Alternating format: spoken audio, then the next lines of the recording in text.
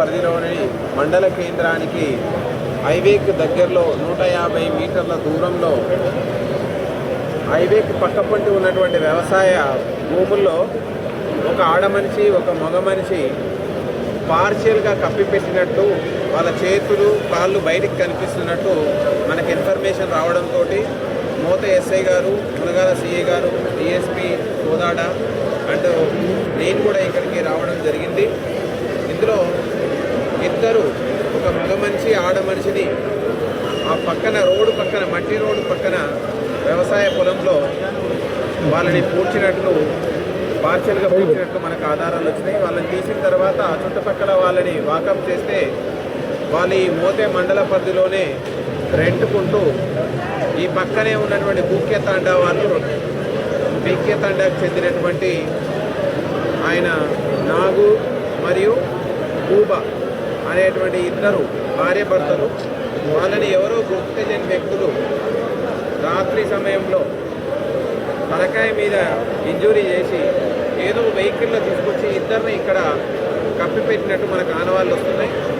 Immediately మనం బాధితుల నుంచి కేసు నమోదు చేసి పిటిషన్ తీసుకొని కేసు నమోదు చేసి దర్యాప్తు చేస్తాం.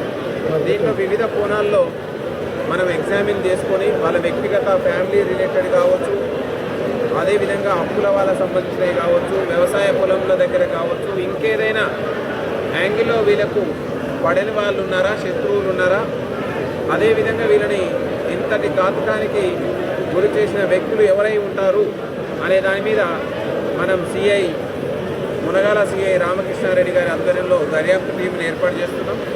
అదేవిధంగా వీళ్ళని త్వరలో నేరస్తులను పట్టుకోవడానికి మనం ఒక ప్లాన్ చేసుకొని దాని ప్రకారం ముందుకెళ్ళి నేరస్తులు ఎవరైనా వాళ్ళని న్యాయస్థానాల ద్వారా శిక్ష పడేటట్టు మనం చేయడం జరుగుతుంది.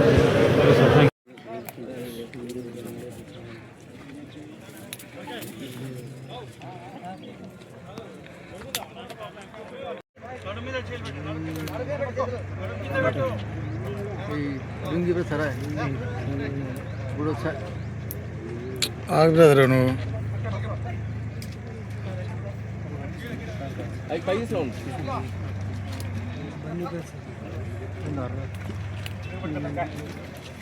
ఇక్కడనే కౌలు చేస్తున్నాను.